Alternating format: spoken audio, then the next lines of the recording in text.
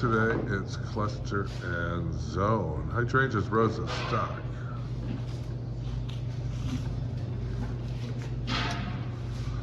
All your flowers are zoned in one area.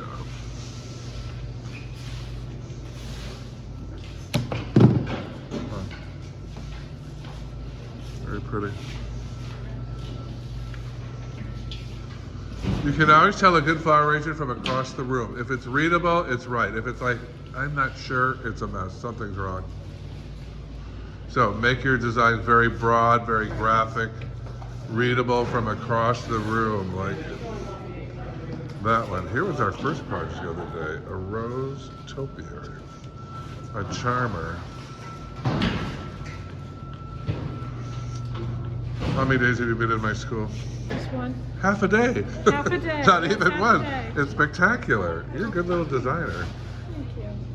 Look at that. She just started with us 2 hours ago. Very, very good. I love it. Awesome. Thank you. Good teacher. Good teacher. Thank you. There you go. Where are you going to put that? Yep, right there. That's where it belongs. These are very pretty. Beautiful. This side's great. You're a good little designer too. Yeah. Lovely. Well, thank you. It's fun. That could be an altarpiece for your church.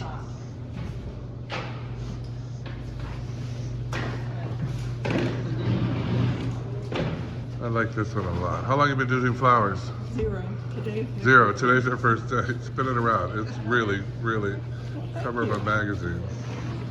Cute. Look at that. Boho, Napa, Jungle Valley Forest theme. Yeah, Grevillea. Everybody loves it. Yours is very pretty. Turn it around. Let's see. Keep going. Shove that lily in more. Other than that, you got it. This side's perfect. Flower School 101. Good job, girls.